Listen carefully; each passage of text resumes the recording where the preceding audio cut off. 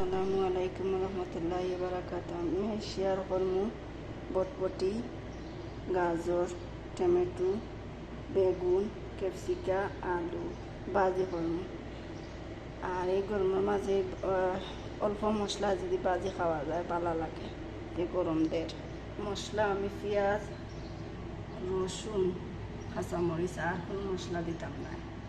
সবজিগুলো সুন্দর করে কাটিয়ে নিয়েছি, ছোটো ছোটো করিয়া ছোটো ছোটো করে সবজিটা কাটিয়ে নিলে সিদ্ধ হয় ভালো, আর খাইতেও ভালো লাগে, মশলাও কম লাগে, তেলও কম লাগে। এখন আমি চুলার মাঝে একটা ডেক বইয়া দিছি, ডেকের মাঝে তেল দিলাইলাম পরিমাণ মতো।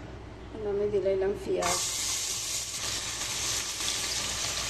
দিলাইলাম রসুন কুচি, দিলাইলাম কাঁচা লঙ্কা, কাঁচামরিচ দিয়ে আমি পেঁয়াজটা সুন্দর করে ভাজলাম।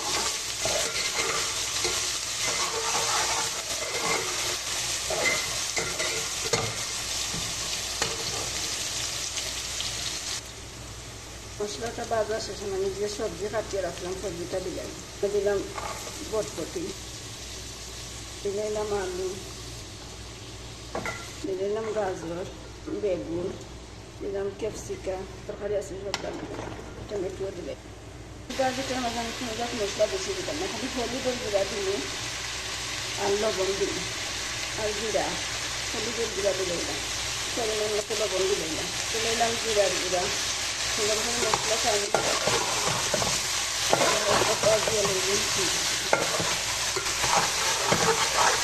সবজিটা তো আমি পানি নিয়ে দিতাম না, সবজিটা বাজি দিলে পানি দিলে মজা লাগতো না। হালকা আছে জাল দিই, সবজিটা ভালো সিদ্ধ ডাকনা দিয়ে গুঁড়াইয়া দিলাইলাম, 5-6 মিনিট জাল দিমু, হালকা আছে।